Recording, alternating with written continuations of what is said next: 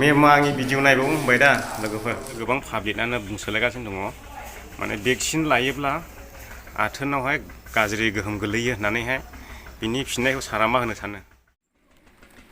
खुलुमबाय बयखौबो दिनैनि गोदान ब्लगाव नोंथांमोनखौ बरायबावनाय जाबाय। आङो दिनैनि ब्लगजों लांफागोन एसे निउस टाइपनिबो जानो हागौ भिडिअआ।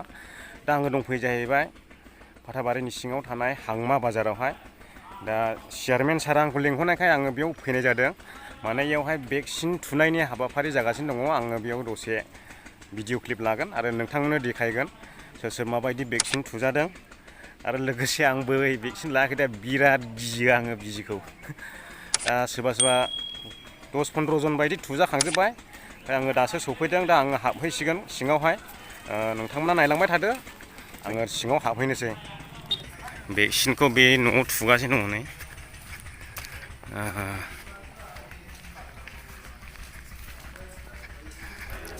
गाखोग्रोनि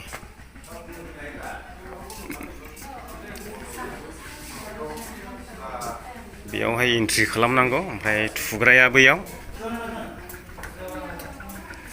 आरो भेक्सिनखौ बेयाव थुयो। दा बांसिन मानसियानो थुखांजालांबाय। हा ओरैहाय सारमोन जिरायदों ओमफ्राय नैबेयावहाय भेक्सिन थुगासिनो दङ। हरै दंबावो नामा? आरो मादै मोनबाय मादै दे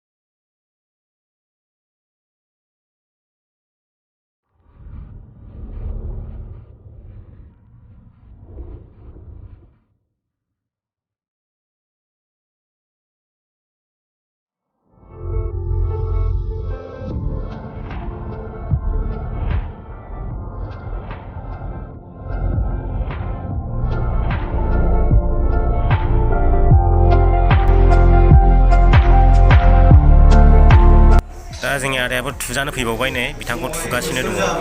आंखौथ' खाख्रबनांगोन बायदिसो मोन्दों आङो भेक्सिन थुजानांगौबाथाय। ओरैबायदि गिखायोना बिजि होनबाथाय ओरैबायदि गियो आयौ आयौ आयौ जानाय नङा जानाय नङा होनदों। भेक्सिन थुजानायाव जोङो बायदि बायदि जाजानो गियो नाथाय रिएक्सन जाजानो गियो एक्सिडेन्ट जाजानो गियो नाथाय गोबां सुबुङानो थुजालागासिनो दङ। नुनो मोनदों नोंथांमोना नायलांबाय था बेबायदिनो गोबां मानसिया थुजागोन।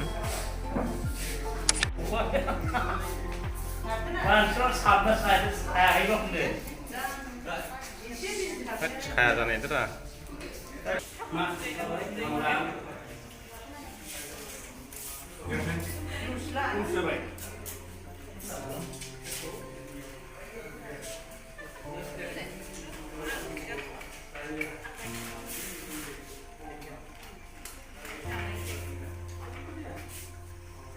सादों हरै सायाखै दा माथो मिसिबलायदों।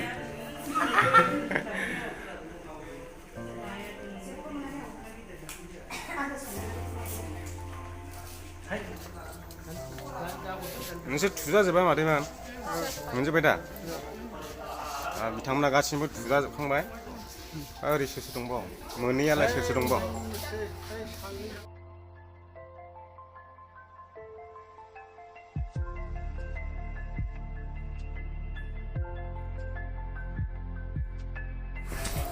मेमा आंनि भिडिअ नायबावो होनबाय दा लोगोफोर बिराद मोजां मोनो जाहैदों मिनिनो थिखोनानै आंनि भिडिअ नायनानै। आंखौबो बिराद लाथाबायनो थिनदोंमोन आं आरो जा गियो। जोबथा गिखायो आं बिजि होनबायथाय।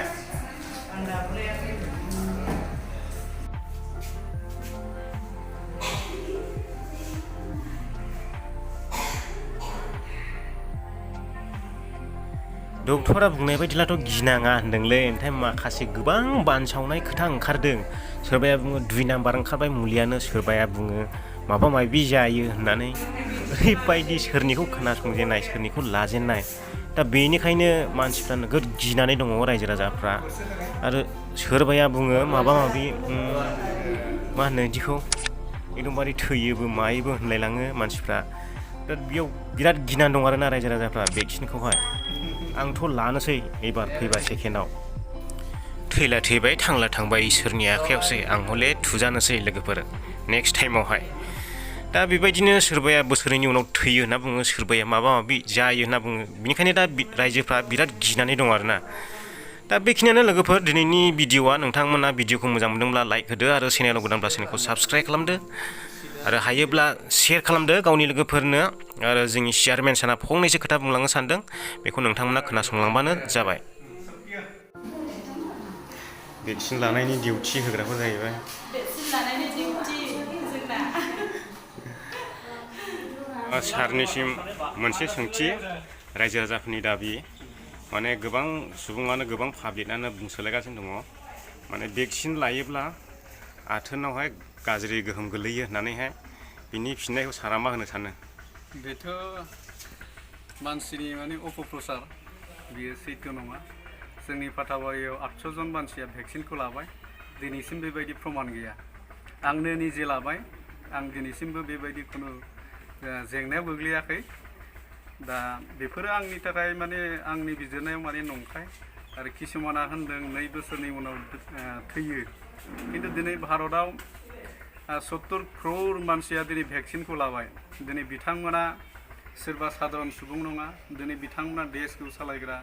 दिनै आर्मि, मिलिटारि, साख्रियाल, SSP, anganwadi worker, teachers, professor, lecturer, doctor, ASHA कर्मी, गासै मुलुगनि जायफोर बिथांमोना दिनै भेक्सिनखौ लाबाय, दिनै बिथांमोना दिनैसिमबो थैयाखै।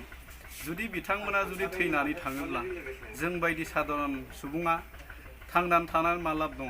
दिनै बिथांमोना देश सालायग्रा हिसाबै दिनै बिथांमोना जुदि थैयोब्ला जोंखौ सोर सालायगोन? जोंखौ सोर माने देहा बिफानाव सोर जोंखौ जोथोन लागोन? जोंनि फिसा फिसौखौ सोर फोरोंगोन? दा गतिके बेफोरो गासैबो नंखाय। दिनै भारतनि गाहाय मन्थ्रिमोन बादिया लादोंबा, भारतनि हादोरगिरिमोन बायदि लादोंबा, भारतनि गासै माने सरकारि जन्थ्रफोर जायफ्रा सालायो बिथांमोना लादोंबा, जों बायदि साधारन सुबुङा गिनांगौनि जेबो बाथ्रा गैया होननानै आं सानो। बेखायनो साफ्रोमबो रायजो बिथांमोनखौ बे नंखाय बांसावनायनिफ्राय जानगाराव थानानै थार गावखौ कर'ना बेरामनिफ्राय बासायनो थाखाय बयबो भेक्सिनखौ लानांगौ होननानै आं खावलायो।